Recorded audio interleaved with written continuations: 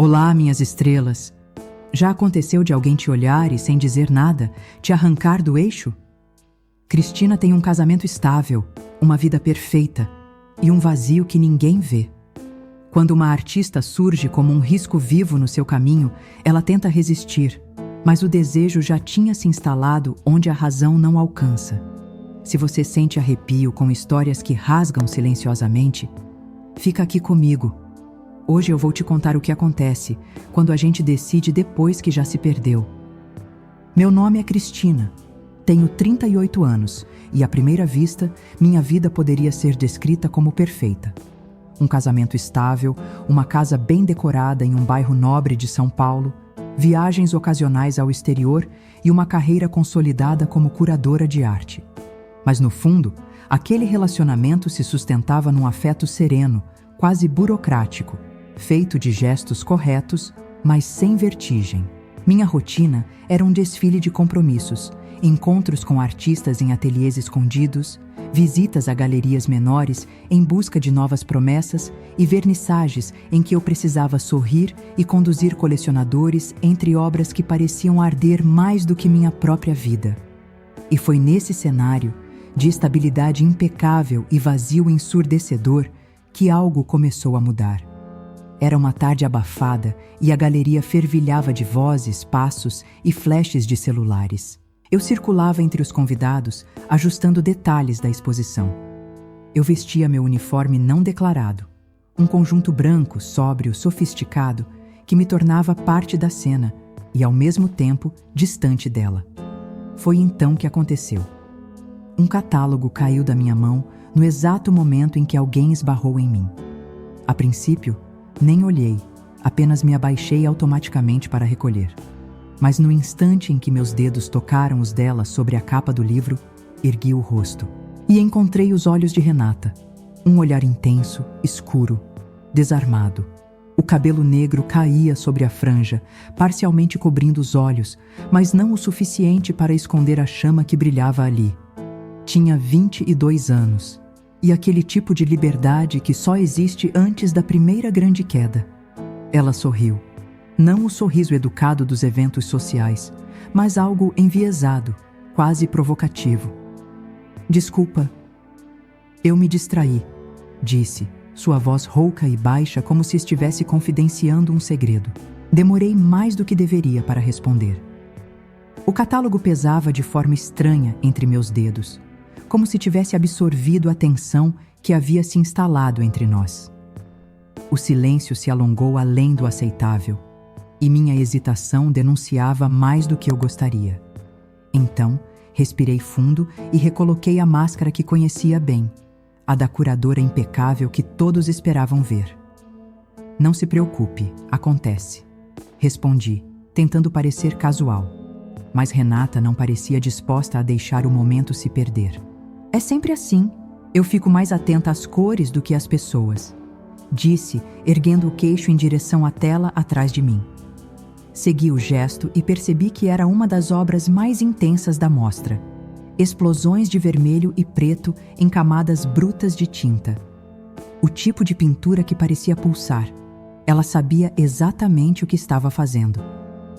Você é artista? Perguntei sem pensar. Ela assentiu com naturalidade, como se a pergunta fosse óbvia. Sim, ainda começando. Talvez eu tenha mais coragem do que experiência. Mas às vezes é só isso que a arte precisa, não é? A ousadia nas palavras me atravessou. Jovem, intensa, misteriosa. Eu, com meu mundo polido e previsível, me senti de repente diante de um abismo. E naquele instante banal, entre um catálogo caído e uma desculpa sussurrada, senti que algo maior havia se iniciado. Achei que não voltaria a vê-la. Galerias vivem cheias de rostos que cruzam o espaço e desaparecem, como telas que passam diante dos olhos sem fixar memória. Mas Renata não era um desses rostos. O destino, ou talvez algo mais perigoso, tratou de me provar isso. 2 dias depois, no fim de uma manhã cinzenta, ela surgiu novamente. Eu estava sozinha na sala principal da galeria, reorganizando mentalmente o percurso da próxima exposição, caminhando em silêncio entre as paredes nuas e as molduras encostadas no chão. Foi então que a vi, sentada, com uma pasta preta sobre o colo, os cabelos soltos caindo em desordem calculada. Fui ousada aparecendo sem avisar? Perguntou, erguendo o queixo numa provocação sutil.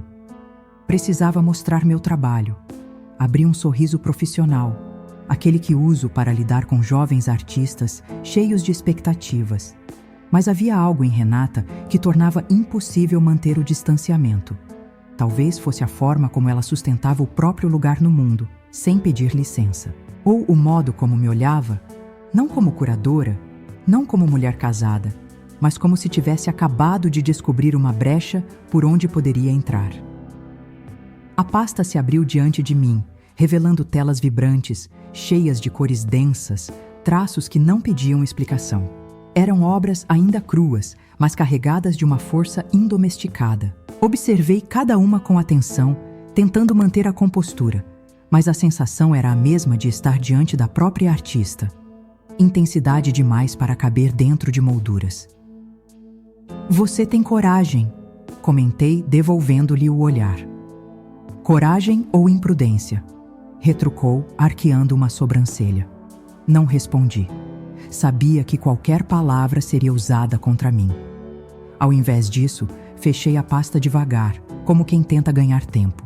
O ar entre nós parecia se estreitar e percebi que, de algum modo, eu já esperava por esse reencontro. Renata sorriu, como se tivesse lido meus pensamentos. Talvez você possa me orientar, ou apenas me dizer se vale a pena continuar. A pergunta tinha 2 camadas e ambas me atingiram em cheio. Eu poderia falar sobre arte, mas também sobre o desejo que se insinuava entre nós. Escolhi a saída segura, aquela que ainda me protegia. Seu trabalho tem voz própria. Vale a pena continuar, disse, devolvendo-lhe a pasta. Ela se inclinou, pegou o material, mas deixou a mão próxima demais da minha. Foi rápido, quase imperceptível, mas suficiente para acender algo que eu não deveria reconhecer.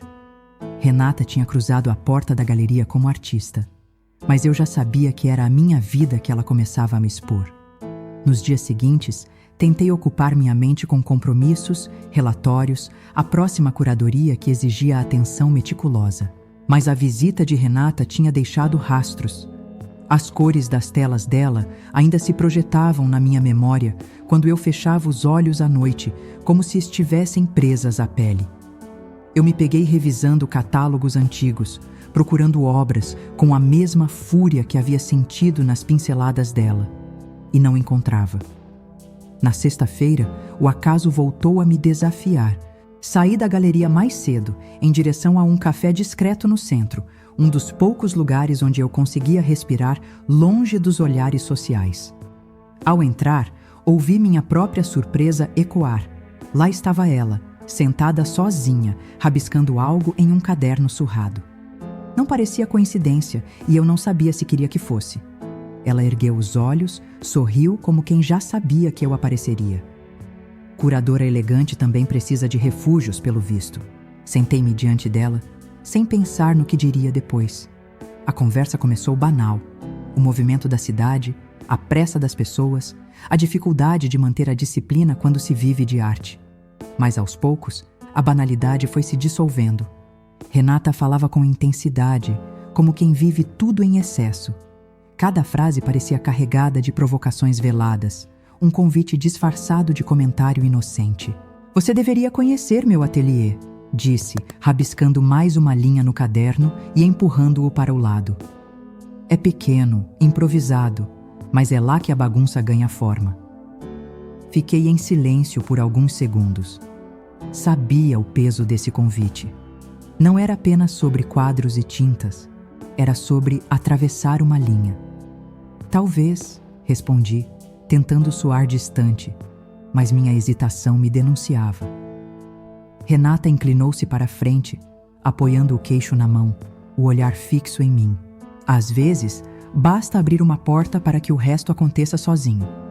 Eu deveria ter levantado, inventado uma desculpa qualquer, voltado correndo para a vida polida que conhecia. Mas não me movi. Permaneci ali, fingindo conversar, fingindo lucidez, enquanto por dentro algo se inclinava perigosamente em direção a ela. Talvez não tenha sido o momento em que tudo começou, mas foi, sem dúvida, o instante em que deixei de impedir. O ateliê de Renata parecia um universo paralelo ao meu. Caótico, vivo, impregnado de cheiros que misturavam tinta, madeira e fumaça de vela. As telas encostadas nas paredes ainda estavam úmidas, algumas quase violentas em suas cores, outras sutis, como se escondessem segredos. Tudo ali tinha intensidade demais, e eu me sentia estrangeira naquele território, vestida de branco impecável em meio ao excesso.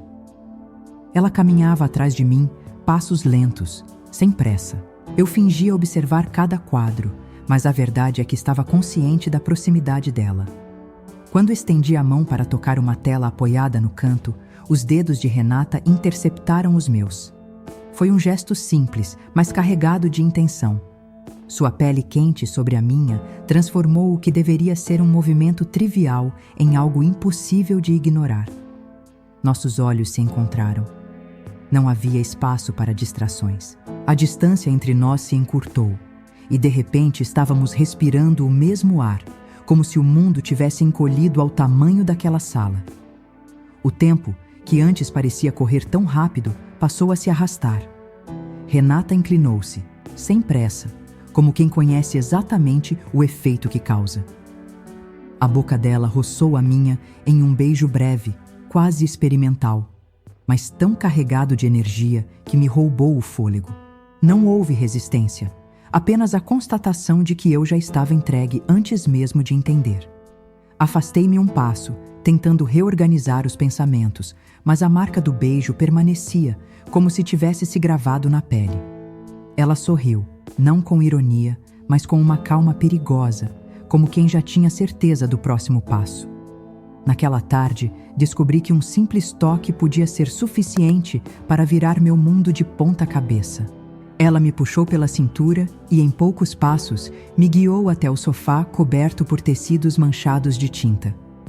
A sala parecia ter sido tomada por uma cor só nossa, o dourado da luz atravessando as cortinas, refletindo no corpo dela, criando sombras que dançavam como cúmplices. O mundo inteiro se fechou naquela cena, como se cada ruído da cidade tivesse decidido se calar para nos deixar respirar juntas. Renata me olhava como quem segura um segredo prestes a ser revelado. A franja caía sobre os olhos, mas não escondia o brilho que me atravessava inteira.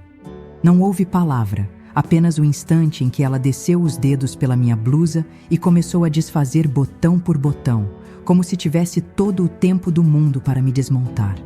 Senti a pele arrepiar antes mesmo de ser tocada, e o gesto lento, quase ritualístico, me fez perder qualquer resquício de controle. Nossas bocas se encontravam, se afastavam, se buscavam de novo, cada vez mais fundo, cada vez mais entregue. As mãos dela exploravam meu corpo como se soubessem exatamente onde eu me escondia. E eu me deixava levar, como se tivesse esperado a vida inteira por aquela invasão doce e violenta ao mesmo tempo. O tecido do sofá arranhava minhas costas, mas nada me importava. A respiração dela queimava contra meu pescoço, descendo pelo colo, percorrendo caminhos que me incendiavam. Cada toque era uma pergunta sem palavras. Cada suspiro arrancado de mim era uma resposta que eu jamais teria coragem de dar em voz alta. Nossas pernas se entrelaçaram como se já soubessem o caminho. O corpo dela pressionava o meu com a mesma força que vi nas pinceladas de suas telas, direta, crua, irresistível. Eu sentia o coração disparar, o calor se espalhar, e não havia nada além dela. Renata não me deixava espaço para pensar, apenas para sentir. Perdi a noção do tempo. Poderiam ter sido minutos ou horas, mas a sensação era de eternidade. Um turbilhão de desejo e calma, vertigem e aconchego. O mundo se resumia à pele dela, contra a minha, ao gosto da sua boca, ao ritmo inconfundível de dois corpos que se descobrem pela primeira vez. Quando enfim desmoronamos juntas, entrelaçadas no sofá do ateliê, eu ainda sentia o coração dela correndo solto contra o meu peito. Renata me olhou de lado, os cabelos bagunçados escondendo metade do rosto, e sorriu de um jeito que parecia ao mesmo tempo ousado e frágil. Não era o fim da tarde. Era o início de uma queda que eu não teria forças para interromper. Meus dias se tornaram uma sucessão de desculpas. Reuniões inventadas, visitas a colecionadores que nunca existiram, jantares adiados, sem motivo plausível. Meu marido aceitava cada justificativa com a serenidade de quem acredita no que vê. A esposa dedicada, a curadora incansável.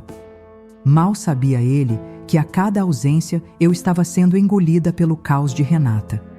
Eu me via atravessando a cidade com uma pressa que não confessava a ninguém. O trânsito de São Paulo, que sempre me parecia sufocante, se transformava em uma antecipação dolorosa. O destino não era apenas o ateliê dela. Era o espaço onde meu corpo já sabia o caminho antes da minha mente ordenar. Bastava a porta se fechar atrás de mim para que todas as máscaras caíssem. Renata me esperava como quem espera por um incêndio. Às vezes estava descalça, com manchas de tinta espalhadas pelos braços. Outras, arrumada de propósito, como se quisesse me lembrar que o perigo também pode ser elegante. O primeiro toque era sempre urgente, como se o tempo fosse nosso maior inimigo. Eu não precisava de vinho, não precisava de conversa, bastava sentir seus dedos se entrelaçando nos meus para que tudo desmoronasse. Começamos a criar nossos próprios rituais. Eu deixava a bolsa jogada na entrada, ela me puxava pelo braço, e em segundos já estávamos perdidas uma na outra.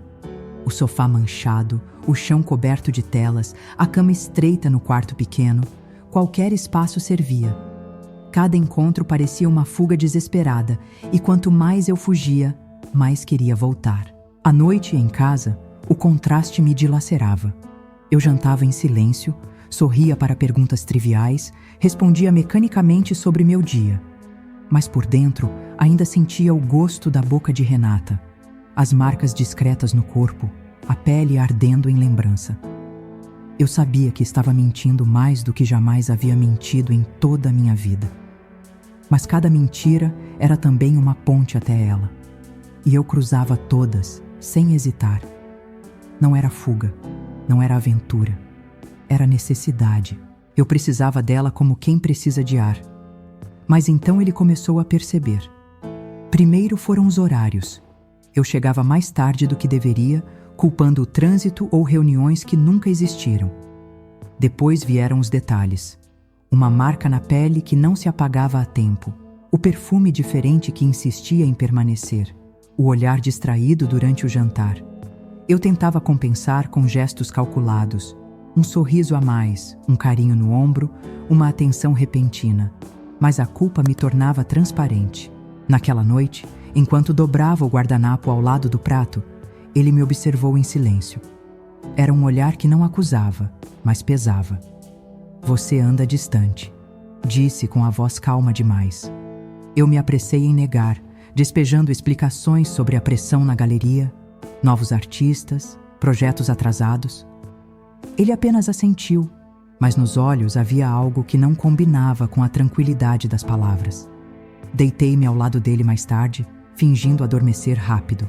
O peso da cama compartilhada me lembrava que eu dividia uma vida que já não era minha. Eu fechava os olhos, mas via o rosto de Renata. O corpo ao meu lado respirava compassado, enquanto dentro de mim o coração batia em outro ritmo, em outro endereço. No dia seguinte, ao me despedir, ele tocou meu braço com firmeza. Só não esquece que eu te conheço, disse antes de me soltar. A frase me acompanhou o caminho inteiro até o ateliê. Entrei apressada e quando Renata me envolveu em seus braços, percebi o quanto aquele toque me devolvia o ar. Mas ao mesmo tempo, um fantasma se instalava entre nós. A sombra de uma vida que eu ainda não tinha coragem de abandonar. Entre os braços dela e a vida que me esperava em casa, percebi que a queda já estava anunciada. Estávamos deitadas no chão do ateliê, as costas apoiadas em uma manta manchada de tinta. Os corpos ainda entrelaçados pelo que havíamos acabado de viver. A luz que entrava pela janela parecia líquida, dourada, filtrando as sombras das plantas penduradas. Foi então que a campainha tocou. O som cortou o ar como uma lâmina fina. Eu me sentei de imediato, o coração disparado, a respiração tentando se reorganizar. Caminhei até a porta sentindo o peso do corpo. Abri devagar. Era meu marido.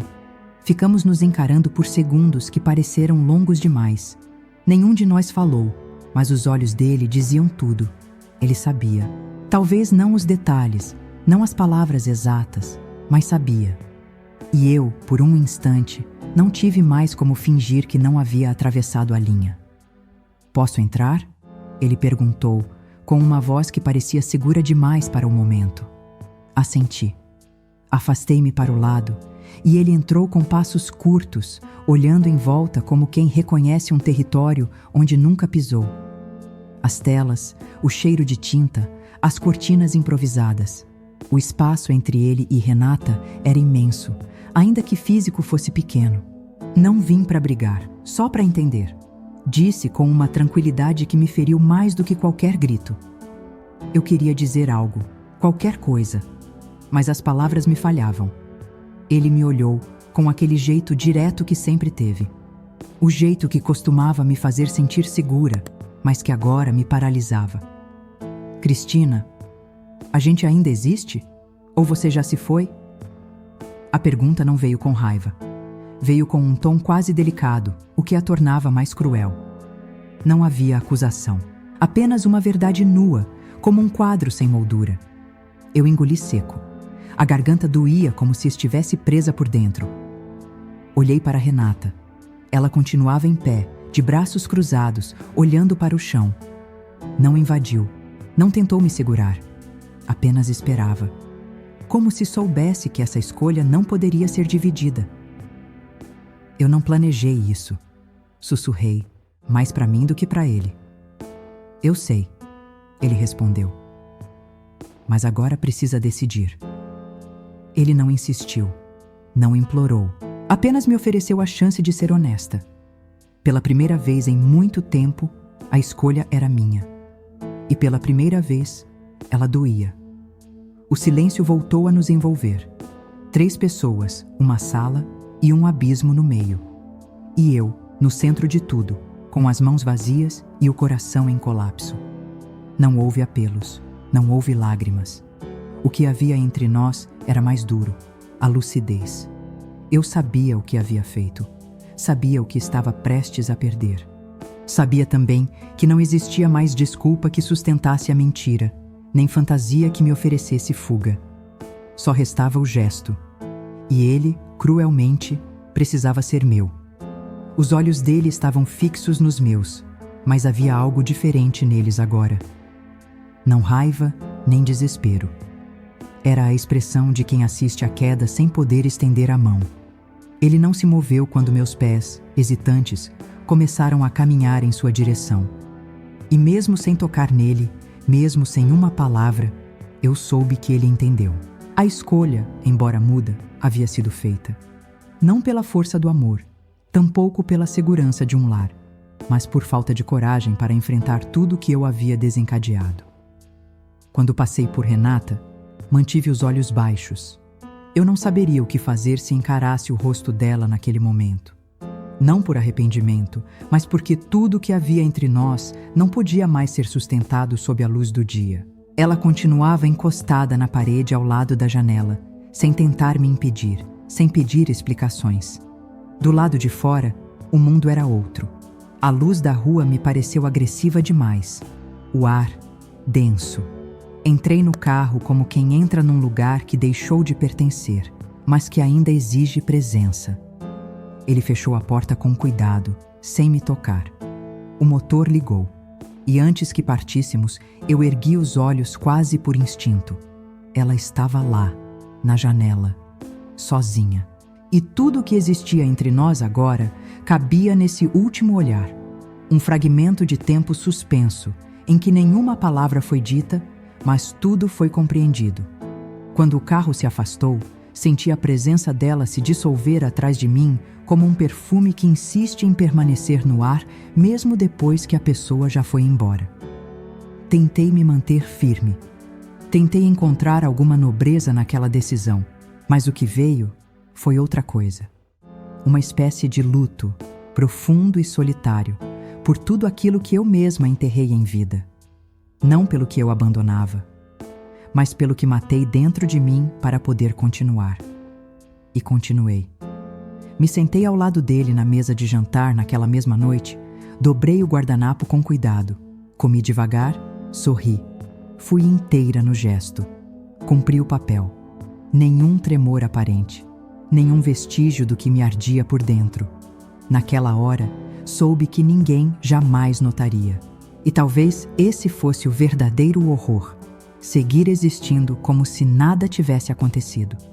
Como se eu ainda fosse eu. Como se a parte que morreu não fizesse falta. Como se fosse possível seguir, mesmo depois do fim. Compreendi que, às vezes, viver não é escolha, é simples punição. E aí, estrela, doeu aí também?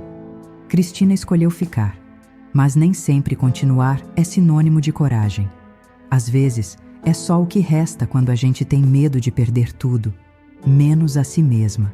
Você já viveu esse tipo de silêncio? Já se calou, mesmo com o coração gritando?